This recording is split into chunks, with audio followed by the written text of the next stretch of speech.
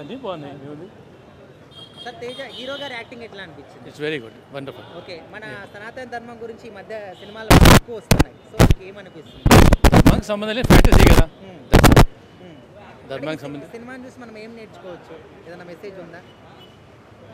ఏం లేదు, ఫెయిత్ అంతే, నమ్మకం అంటే. నమ్మకం అంతే. సో అంటే స్క్రీన్ ప్లే కానీ direction everything is very good. మంచి హిట్ ఇస్తుందంట. డెఫినెట్లీ హిట్ అవుతుంది అది. ఖచ్చితంగా. ఓకే చాలా చాలా ఇంట్రెస్ట్గా అండ్ బ్యాక్గ్రౌండ్ మ్యూజిక్ కానీ కొన్ని పొద్దున్న చూశాను, కావాలనే చెప్తున్నారు ట్రోల్ అన్నది, అది కామన్, అది ఓకేనా, కామన్. ఇది సూపర్గా ఉంది.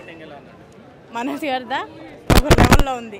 అంటే కొత్త రోల్ అంటే ఇప్పుడు విలన్గా చూడడం అనేది ఫస్ట్ టైం కదా మనకి. బాగుంది.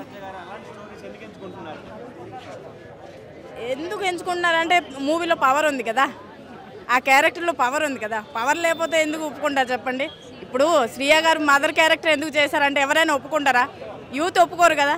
దాంట్లో ఒక పవర్ ఉందని చెప్పేసి ప్రతి క్యారెక్టర్కి ఒక క్యారెక్టర్ పవర్ఫుల్ క్యారెక్టర్ ఉందని చెప్పి ఇచ్చారు.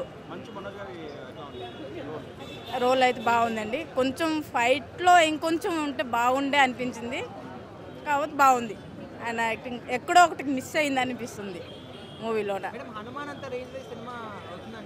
అవుతుంది, ఖచ్చితంగా అవుతుంది. నేనేదో అనుకుని వచ్చాను, కొంచెం బయట చెప్తుంటే భయపడ్డాను, కానీ ఇంట్రెస్ట్గా ఉంది ఫస్ట్ నుంచి లాస్ట్ వరకు. గరుడ పక్షి ఆ పక్షి ఏదైతే ఉందో అయితే అదే హైలైట్ ఉంది. ఎవరు అంటే గ్రాఫ్స్ అసలు తెలియదు, అసలు ఒరిజినల్ లాగానే ఉంది.